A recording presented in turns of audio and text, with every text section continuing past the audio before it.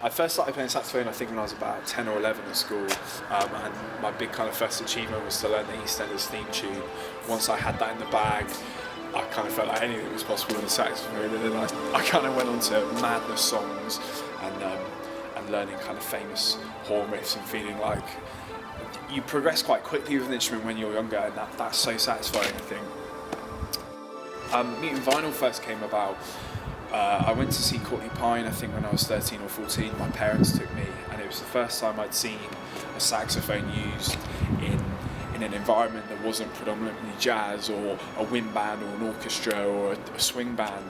And he was making it reggae one minute, and then he'd apply it to rock music, and then it sounded ska at times as well. And that was just really exciting to me. I thought, this guy's using the saxophone in a different way, and that's really exciting.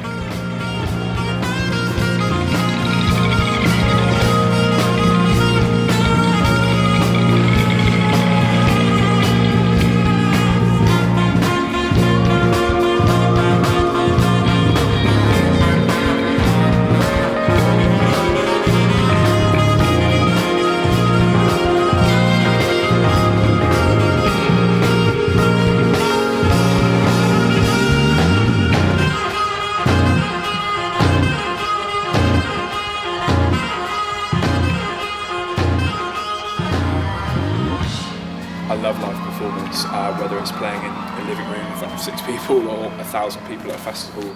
There's nothing like that buzz of people reacting to your music live in the moment.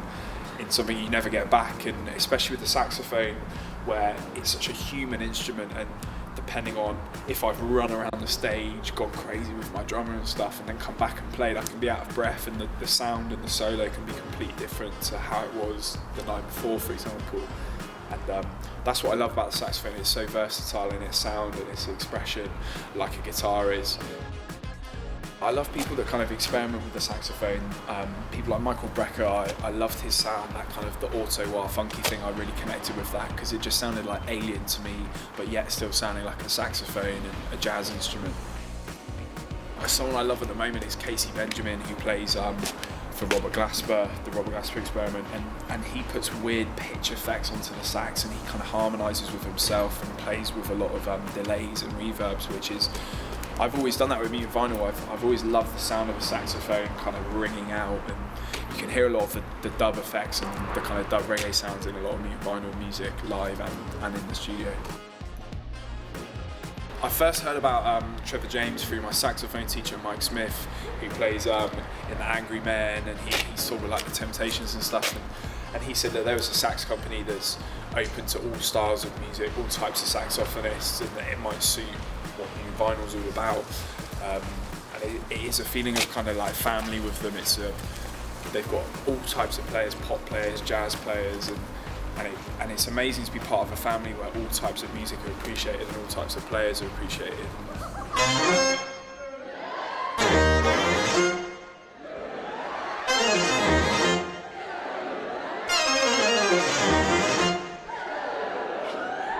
There's someone here going.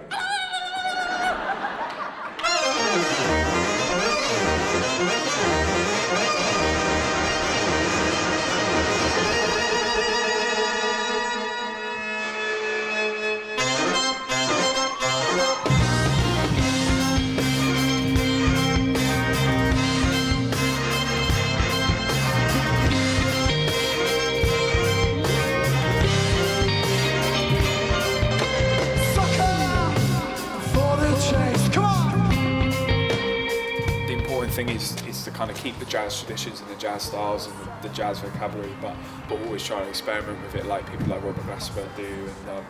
And I realised Soweto Kinch when I first heard his music of combining hip hop with jazz, and I think jazz has always been really open to that kind of fusion, whether it's funk or whether it's reggae and stuff, and I think Mutant Vinyl will always be like that because I love so many different types of music, and I love different sounds, and I love combining funky rhythms with dubby, dreamy effects. It can create a really kind of psychedelic sound.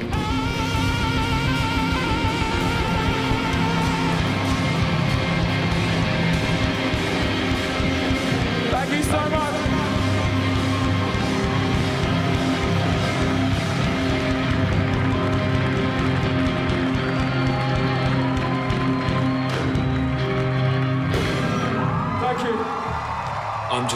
excited to be part of the Trevor James family, and I get to move my ideas and my vision forward with a company that completely supports what I do, and I feel very lucky to be part of that. And yeah, I think it's the start of an amazing relationship together.